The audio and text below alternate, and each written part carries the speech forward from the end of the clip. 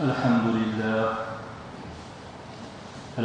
لله وكفى وسلام على عباده الذين اصطفى أما بعد أعوذ بالله من الشيطان الرجيم بسم الله الرحمن الرحيم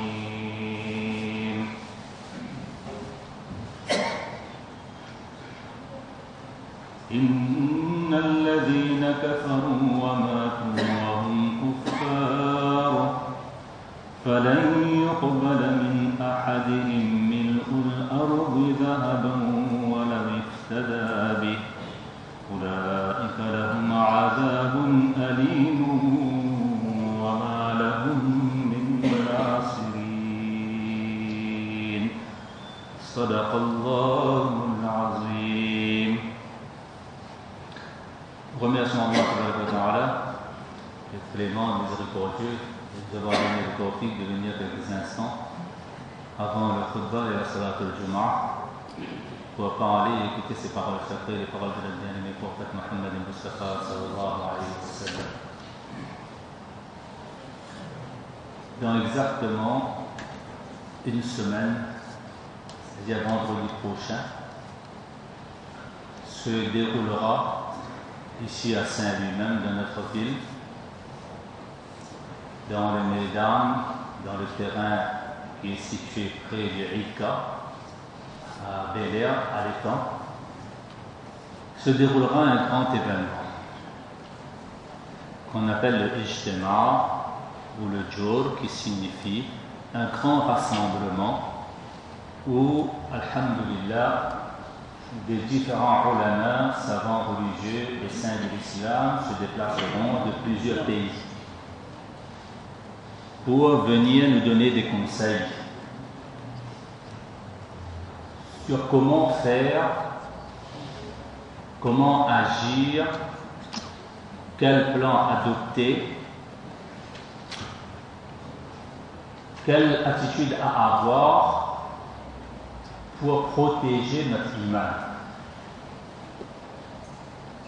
Le sujet, le thème qu'ils aborderont pendant ces 3 jours, vendredi, samedi, dimanche, après chaque salat, il y aura des différents programmes, mais si vous voulez savoir la quintessence, le résumé de ce qu'ils vont nous prodiguer comme conseil, eh bien voilà ce qu'on peut retenir.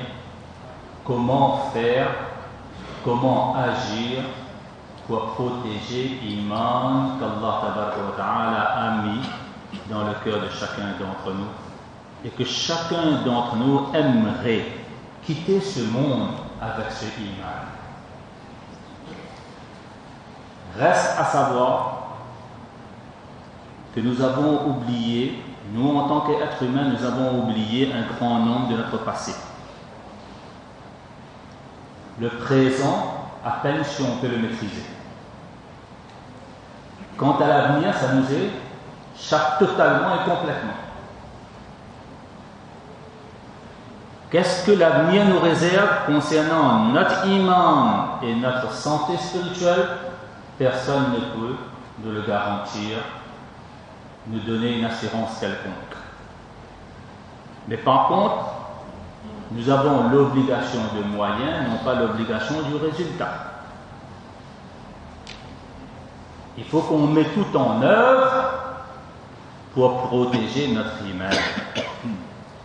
Parce que pour un musulman, son iman vaut plus que sa santé physique, sa beauté corporelle.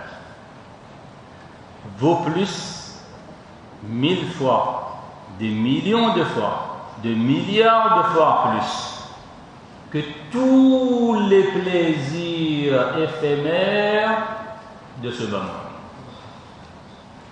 Si un musulman connaît la valeur de l'iman, de cette richesse, de cette fortune dans son cœur, et s'il y a un risque mince de le perdre à un moment donné de sa vie, ce musulman-là ne devrait plus avoir sommeil. c'est un risque. Et dire que le risque est grand. Nous vivons une époque, une période délicate de la vie. Et il faut être très vigilant. Comme nous avons raison d'être vigilants concernant notre santé physique. On a perdu un tiers de notre vue, le cataracte, on s'affole. Oh là là, c'est la moitié, c'est le tiers de ma vue que j'ai perdu. Là, on va tout faire pour réparer cette perte. Si on nous dit qu'on a un peu trop de sucre dans le corps, Wallahu Akbar, on va tout chambouler. On va oublier même les priorités de la vie pour essayer d'éliminer ce sucre en trop dans le corps. S'il y a un peu de sel en plus, ou je ne sais quoi, on va essayer de tout faire.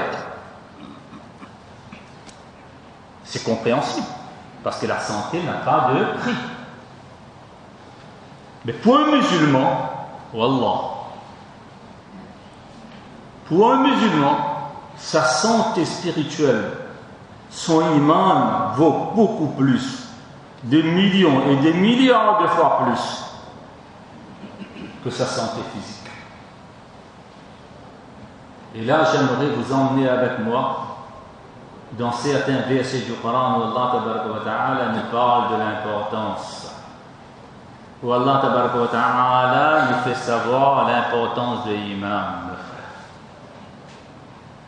Dans le verset du Coran que j'ai lu au début devant vous, Allah tabaraka wa ta'ala dit dans ce sens: Innal ladhina kafaru wa matu wa hum kuffar. Les gens qui ont adopté la mécréance, le kufr sur terre, c'est-à-dire ont été dépourvus de iman, démunis de iman. Ils avaient des belles voitures, des belles villas. Oh là là, Las Vegas, tous les week-ends. Ils avaient pied dans l'eau, piscine. Ils avaient tout. Tout. Comme on dit dans notre langage habituel, ils avaient tout pour être heureux. Mais il leur manquait la plus grande richesse. Innal ladhina kafaru wa matu wa hum kuffar. Ils avaient le matériel, ils avaient les plaisirs de ce monde à gogo. Mais le principal, zéro. Iman néant. Mais Allah Ta'ala dit, sont ces gens qui avaient tout mais qui n'avaient pas la chose principale, c'est-à-dire iman, et ils ont quitté ce monde justement dépourvu de ce iman là. Le jour de Qiyamah, s'il leur était possible, c'est de la mesure du possible bien sûr, c'est une supposition qu'Allah Ta'ala a fait dans ce verset du Coran, que s'il était possible pour ces kafirs-là de donner le contenu du monde en or, mil'ul ard dhahaba, le contenu du monde en or, je ne parle pas d'une brique d'or là, je ne parle pas de la banque française qui possède je ne sais combien de briques d'or là on parle du contenu du monde en or. Voyez, vous transformez la planète bleue, la planète Terre en or. Oh là là, ça vaut ça. C'est lourd ça. Si le kafir est prêt, supposons qu'il possède le contenu du monde en or, et le jour de Qiyamah, il fait un marché avec Allah. Que Allah, je te donne ce bloc-là en or, et en échange, tu me donnes l'iman. Voilà, celui qui quittera ce monde sans iman là, jusqu'à cette transaction, il sera prêt à faire avec Allah tabaraka wa ta'ala. Et Allah tabaraka wa ta'ala, lan tuqbala min. Allah ta'ala dira aujourd'hui, personne ne peut payer le prix de l'iman. Même le contenu du monde en or ne fait pas le prix de l'iman.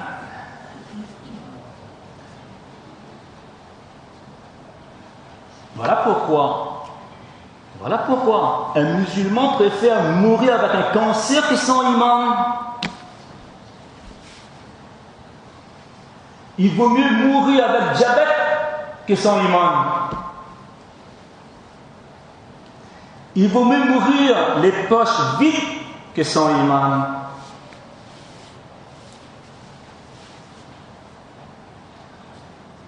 Dans un autre verset du Coran, Allah tabaraka wa ta'ala dit dans ce sens: Innal ladhina kafaru law anna lahum ma fil ardi jami'an wa mithluhu ma'ahu liyaftadu bihi min 'adhabi yawm al-qiyamati ma tuqabbala minhum. Les gens qui quitteront ce monde dépourvu de cette grande richesse qu'est Iman, le jour du Qiyamah, lorsqu'ils verront que pour être protégé de la géhenne, de la fournaise, il n'y a qu'une seule fortune, il n'y a qu'une seule monnaie qui passera le jour-là. Cette monnaie-là ne s'appelle pas le dollar, ça ne s'appelle pas l'euro, ça ne s'appelle pas le sterling, mais ça s'appelle Iman. Cette monnaie, ce jour-là, aura un nom, Al-Iman. Lorsqu'il verra, c'est cette monnaie-là qui pourra le protéger de la géhenne, de la fournaise, du feu de l'enfer, eh bien, il sera prêt à donner à Allah, tabaraka wa ta'ala: Ya Allah, je possède un grand verger, je possède tout le monde, je possède beaucoup, des hectares et des hectares de terrain, Ya Allah, je te le donne. Allah dira: tu me donnes ce qui m'appartient? Qu'est-ce que tu es en train de faire, mon serviteur? Tu paniques ou quoi? Quelle transaction tu me proposes là? Le monde entier pour se racheter du feu de l'enfer, pour se sauver du feu de l'enfer, le monde entier sera prêt à donner. Allez, le matériel, ça c'est autre chose, ça on peut donner ça. Vous savez qu'est-ce que le Coran nous dit? يود المجرم لو يفتدي من عذاب يومئذ ببنيه وصاحبته وأخيه وفصيلته التي تؤوي ثم ينجي كالله. Le jour de Qiyamah, celui qui est privé d'Iman, là, il va dire Allah Ta'ala, lorsqu'il va se présenter, il verra qu'il n'y aura pas d'autre monnaie pour être épargné du feu de l'enfer. Il va dire: Ya Allah, prends mon épouse à ma place. Je livre mon épouse, prends mon épouse. Bani, prends mes enfants que je chérissais dans ce monde-là, prends-les, m'aider dans l'enfer, mais épargne-moi de ce fait de l'enfer, Ya Allah. Épargne-moi, Ya Allah. Je ne pourrais pas supporter. Prends mon épouse, prends mes enfants, prends mon frère, allez, prends toute ma tribu, toute ma famille, mets dans l'enfer. Mais moi, non, Ya Allah. Pas le matériel qui nous est le plus cher, on sera prêt à donner en échange de l'Iman, même les gens les plus chers de notre cœur. Lorsqu'on est privé de cette richesse, c'est le jour de Qiyamah qu'on le verra, mes frères.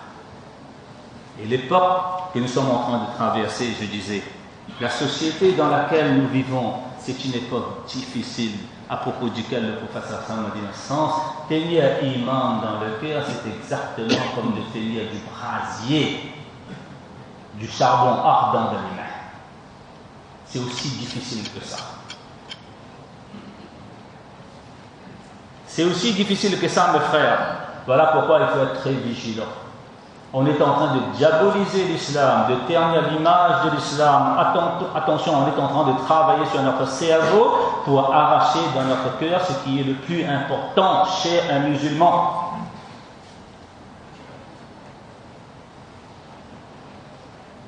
Soyons vigilants, mes frères. Voilà pourquoi, lorsqu'ici à Saint-Louis, nous voyons qu'il y a un grand événement qui doit se dérouler justement pour protéger cette richesse-là, pour protéger ce iman qui nous est le plus cher que même notre santé et notre beauté physique, on doit accueillir cet événement à bras ouverts. Sois le bienvenu, et je serai le premier à contribuer pour la réussite de ce jour, de ce rassemblement, Inch'Allah. Nous le ferons, Inch'Allah. Donc, il reste seulement une semaine.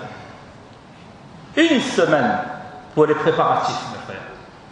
Et nous avons grandement besoin. une dizaine, vingtaine d'années de cela, mes frères. Prends-le comme une confidence, comme un testament de notre part.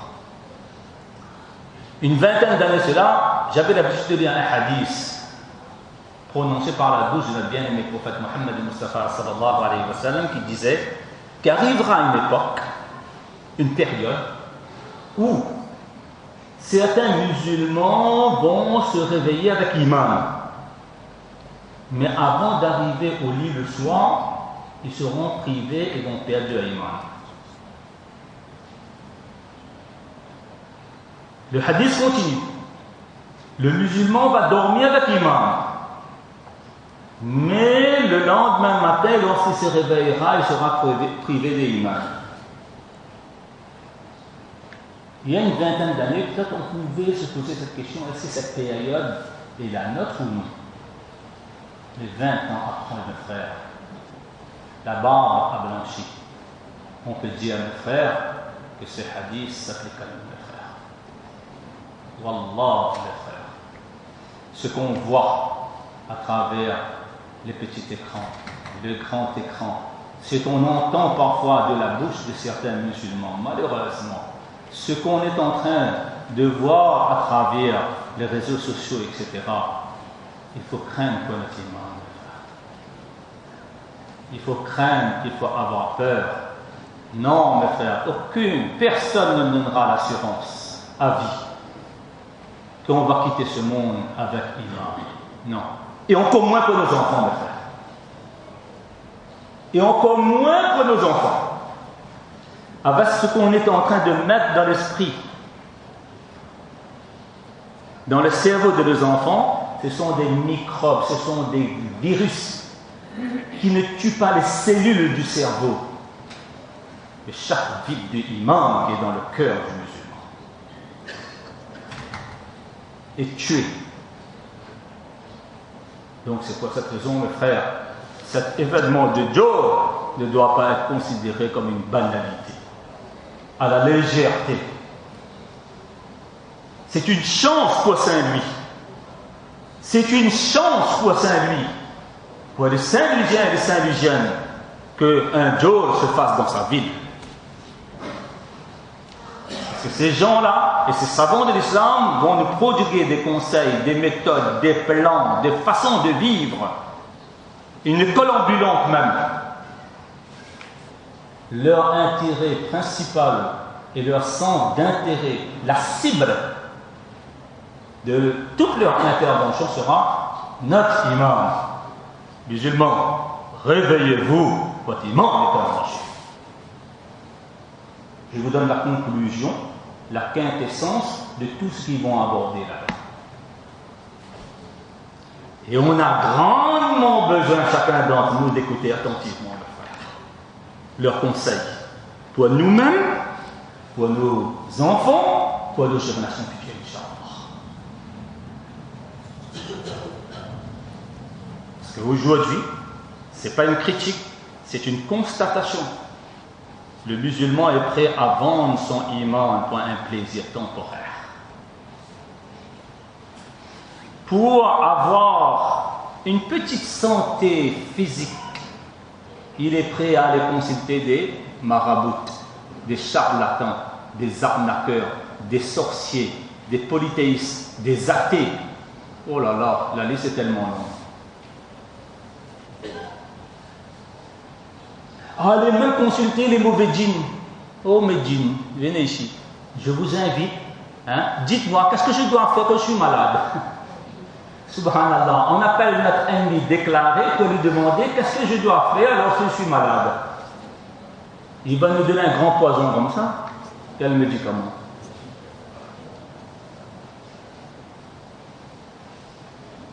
Pour des plaisirs éphémères, on est en train de perdre notre bonheur véritable, durable et éternel de la Akhirat.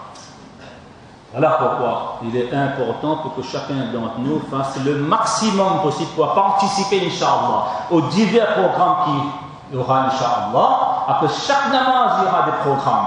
On essaye d'écouter, on essaye de comprendre qu'est-ce que je dois faire pour moi-même, pour mes enfants, pour mon entourage, pour les musulmans du monde entier. Oui, voilà pourquoi parfois il y a ici à La Réunion des événements comme ça, on donne des noms. Je donne là, il y a ça qu'il faut. Là, il y a un événement, ça qui est vrai, qui arrive là. Ça, c'est ça qui est vrai, ça. Et on va voir, Inch'Allah, nous, musulmans, montrons qu'on sera plus nombreux que les sacrifices, Inch'Allah. Et on va faire publicité, on va faire ébruiter l'affaire, Inch'Allah, donner l'information au maximum qu'il n'y a pas un seul musulman de Saint-Louis qui ne soit pas au courant du déroulement de ce jour-là et qui soit encore moins privé d'une participation de sa part de ce jour, Inch'Allah. On va faire ça, Inch'Allah. Et pendant la semaine aussi, on a besoin un peu de coups de main, Inch'Allah, dans le Médan.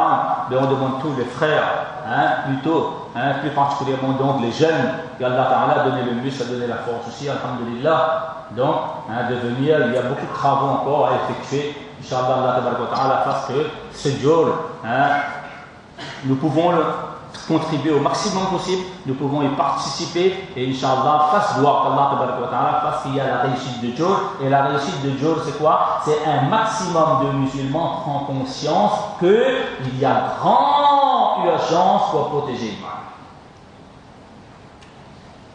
Grande urgence. Il faut être vigilant sur l'imam. Vigilant, imam, mes frères, imam est en danger. L'imam est en danger et c'est un musulman, il a perdu l'imam, il a tout perdu. Il a tout perdu, il n'a rien gagné. Qu'Allah Ta'ala nous fasse comprendre donc l'importance du déroulement de ce jour-là et de participer, de contribuer. Je le répète parce qu'il faut répéter, on a tendance d'oublier. Allah Ta'ala donne moi-même en premier, et à vous tous ici présents, le tawfiq d'y comprendre et d'être convaincu de son utilité et de son importance. Il y a 5 minutes encore.